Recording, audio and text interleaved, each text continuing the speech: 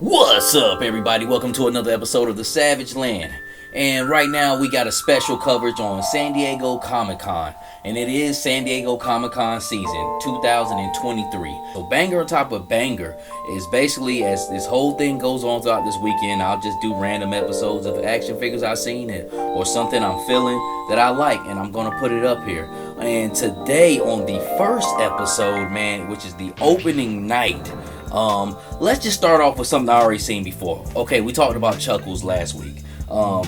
Also, parks and cons. Like I said, channels you never came across before, you come across, and he got some great footage of the Dragonfly, because I knew it would be out there painted, mocked up. I knew somebody would have it. He's the first person I've seen put it up on opening night. But also, these photos come from MCU collector, actually, with this Chuckles.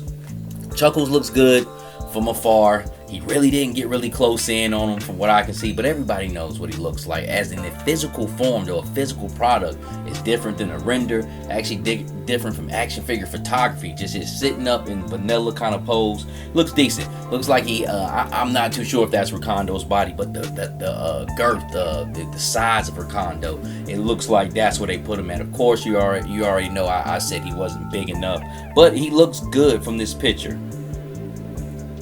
Moving on, actually Parks and Cons did this photo right here of the Dragonfly. He got some good, nice angular shots of it, man. And it's a long helicopter. It looks kind of slim, of course. It's an attack copter. It's definitely not a metacopter or a Huey, something that's going to lift a tank. It's actually an attack copter, and it looks great. It's long. It's way longer than the his tank.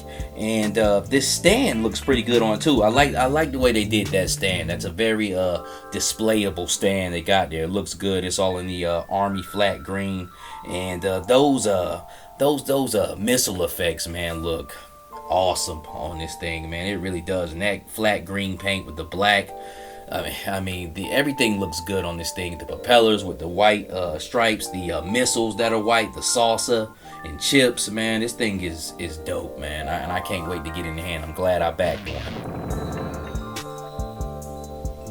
Also, they showed off the Cobra 2 set Girl Troopers. That's the Hasbro Pulse exclusive. They look good too. I just can't wait to get them in hand and see have they evolved on their female figures. They look good though. The one is a little bit more bigger than the other one. It looks like, at least that was from the display pictures, but I don't know. We'll see. That's something we'll see. I definitely got my order on them. Also, they had a painted up version of Wild Bill. Looks good. Looks good. I love the green jumpsuit. I love the simplicity of it. It's really not his original outfit, but he has the vest, hat, and he has his his holsters with his 2 sidearms. And it looks good, man. When the regular version comes out, I'll definitely get that. But I do like this uniform look. Besides Glenda in the blue and silver, Jesus, why couldn't they just put her in green and black? Also, what I've seen from Mattel is the snout spout from Masterverse. Now, I don't know if this is New Eternia. It has to be, because what's the one I really don't like? The show that was out. I hated those figures with the smaller heads. I found out that New Eternia, it has the a more fuller figure on it. Just it's not stylized like the cartoon. But the snout spout looks like it is. Looks like his snout, you can actually move around. It's articulated. I actually like the Origins snout spout. I actually own that one. I really like. That's like actually one of my favorite figures out of the Origins, man. And it's really because of his snout too. I believe that one's a little bit articulated too. But he looks huge. He's beside this. I believe my man's name is Cyclops. But the one-eyed guy, he's beside him, and he's like, he's dwarfing him. To be honest with you, this is a big figure. And don't sleep on Masterverse. I don't go heavy on them, but that Too Bad figure was dope, and that wasn't too long ago away. Just so many figures come out, we forget about it. That Too Bad will probably be in my top 10, because that was a great figure, and this snout spout looks dope. I'm definitely gonna grab him. I know I'm gonna grab him when he comes out. Also, Jada toys. I guess this is going to be wave 3, because I believe wave 2 is Dashlam, Ken and M Bison. But they got Cami coming out, and Cami looks pretty good. She looks pretty good. I don't know, something about, I guess the way they got it posed up, her boots and her ankles look kind of funny, kind of slim, like olive oil. But Cami's a thick girl. You always know she has those big healthy thighs on her, and they look like they did that with her, man. And look, it looks like she's gonna be on point too. Jada's been killing it, man. I've been doing a review with Fei Long, and that shit is dope. Definitely a #1 figure. Also, they revealed DJ. DJ never got made in the soda lines. DJ hasn't been made in the Storm collectible lines, but Jada is hopping right in and doing it, and this is the #1 banger I've seen.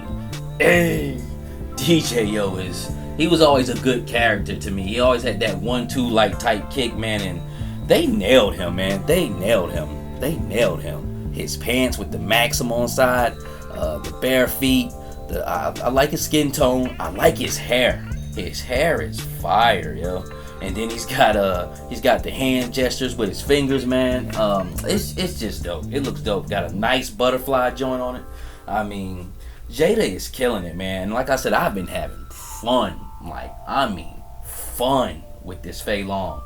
Everybody says it, and this is no frill. This is, they about to top G.I. Joe. Like, for real. They give G.I. Joe a run for their money. And I know I've said I've been done with a whole bunch of other lines because I'm still opening up figures for my palette. But I gotta include this Street Fighter line, especially with seeing this DJ. I gotta include this still kind of like mess around with G.I. Joe, Street Fighter line, the Jada diecast. Look, Jada's heavy on my side, man, even with the cars, man. So this DJ figure, man, he looks phenomenal. I can't wait.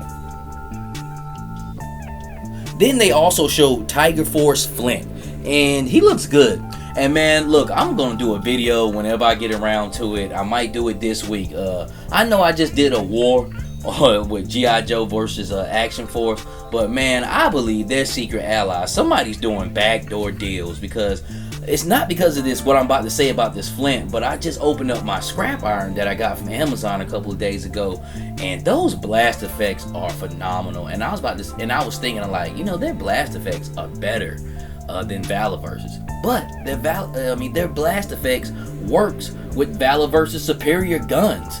Like, when you put those two together, especially with those percussion blasts, amazing.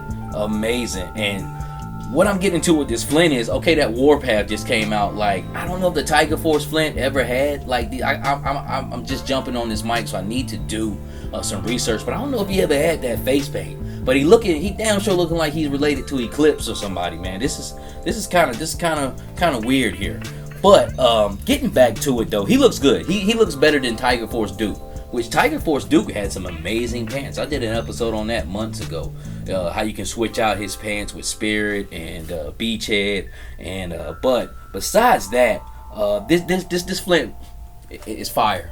It's a banger. It's a banger in my eyes. I'm liking this repaint. If some shit look bad, I would tell you. I was kind of iffy on the Tiger Force Ram cycle, but once I got that in hand, I was like, you know what? This is dope, and he's gonna look dope on that bike. But I like the different accents of green, the shades of green, the dark gray. But what really gets me is the face paint. That shit is fire on his face. But what sets off the face paint is his shirt with those tiger stripes. You gotta coordinate. See, that's what I do with my reviews. I make everything coordinate. Like, I might have, if you look at my reviews, everybody's kind of like color coordinated, whether it's a stripe or just some type of offset color. But that's what's setting it off. And then with the orange beret on top of his head, dope. And that bullshit ass gun, it's gonna get replaced by Valaverse. And last but not least, on banger on top of bangers, we got Guile. Soda did Guile, which I liked.